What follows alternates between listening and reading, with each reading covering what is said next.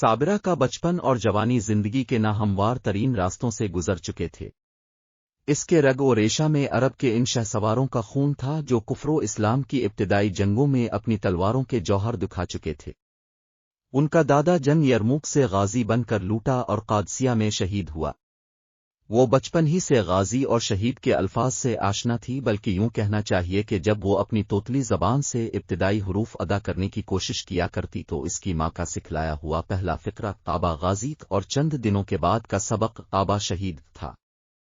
ایسے ماحول میں پرورش پانے کے بعد اس کی جوانی اور بڑھاپے سے ہر وہ توقع کی جا سکتی تھی جو ایک مسلمان فرض شناس عورت سے وابستہ کی جا سکتی۔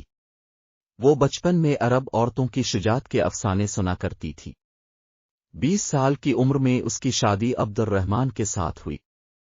نوجوان شوہر ایک مجاہد کی تمام خوبیوں سے آراستہ تھا اور وفا شیار بیوی کی محبت اسے گھر کی چاردیواری میں بند کر دینے کی بجائے ہمیشہ جہاد کے لیے ابھارتی رہی۔ عبد الرحمن جب آخری مرتبہ جہاد پر روانہ ہوا تو اس وقت عبداللہ کی عمر 3 سال اور نعیم کی عمر 3 مہینے سے کچھ کم تھی۔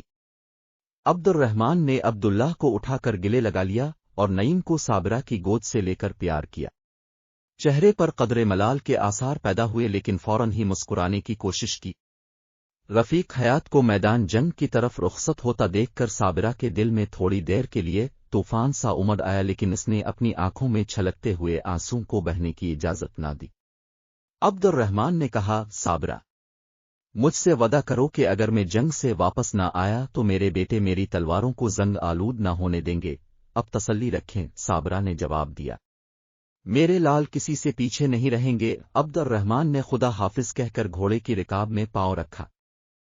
صابرہ نے اس کے رخصت ہونے کے بعد سجدے میں سر رکھ کر دعا کی، اے زمین و آسمان کے مالک، اسے ثابت قدم رکھنا۔ جب شوہر اور بیوی صورت اور سیرت کے لحاظ سے ایک دوسرے کے لیے قابل رشک ہوں گی تو محبت کے جذبات کا کمال کی حد تک پہنچ جانا کوئی نئی بات نہیں۔ بے شک صابرہ اور عبد الرحمن کا تعلق جسم اور روح کا تعلق تھا، اور رخصت ہونے کے وقت لطیف جذبات کو اس طرح دبا لینا کسی حد تک عجیب معلوم ہوتا ہے۔ لیکن وہ کون سا عظیم الشان مقصد تھا جس کے لیے یہ لوگ دنیا کی تمام خواہشات اور تمناؤں کو قربان کر دیتے تھے؟ وہ کون سا مقصد تھا جس نے 313 کو 1000 کے مقابلہ میں کھڑا کیا تھا؟ وہ کون سا جذبہ تھا جس نے مجاہدوں کو دریاؤں اور سمندروں میں کودنے، تپتے ہوئے وسیع صحراؤں کو عبور کرنے اور فلک بوس پہاڑوں کو روندنے کی قوت عطا کی تھی؟ ان سوالات کا جواب ایک مجاہد ہی دے سکتا ہے۔ عبد الرحمن کو رخصت ہوئے 7 مہینے گزر چکے تھے۔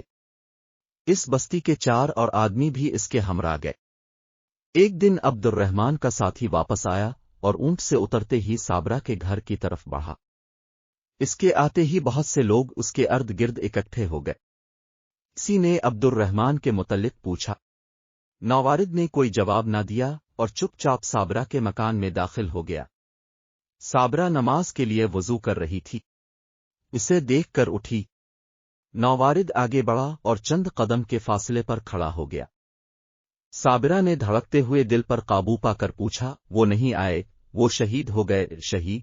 ضبط کے باوجود صابرہ کی آنکھوں سے آنسوں کے چند قطرے بہہ نکلے۔ نوارد نے کہا، اپنے آخری لمحات میں جب وہ زخموں سے چور تھے، انہوں نے یہ خط مجھے اپنے خون سے لکھ کر دیا تھا۔ صابرہ، میری آرزو پوری ہوئی اس وقت جب کہ میں زندگی کے آخری سانس پورے کر رہا ہوں۔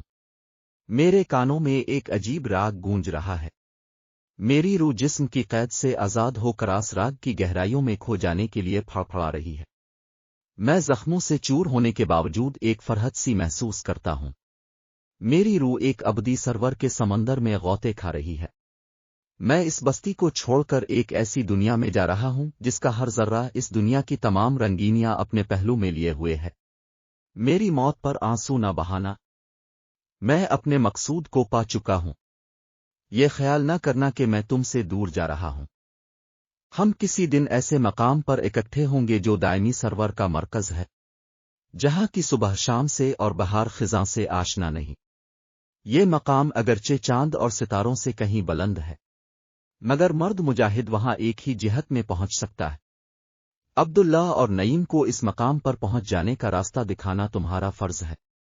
میں تمہیں بہت کچھ لکھتا مگر میری روح جسم کی قید سے آزاد رہنے کے لیے بے قرار ہے۔ میں آقائے نامدار کے پاؤں چومنے کے لیے بے تاب ہوں۔ میں تمہیں اپنی تلوار بھیج رہا ہوں۔ بچوں کی قدر و قیمت بتانا۔ جس طرح میرے لیے تم ایک فرض شناس بیوی تھی، میرے بچوں کے لیے ایک فرض شناس ماں بننا۔ مامتا کو اپنے ارادوں میں حائل نہ ہونے دینا۔ انہیں یہ بتانا کہ مجاہد کی موت کے سامنے دنیا کی زندگی بے حقیقت اور ہیچ ہے۔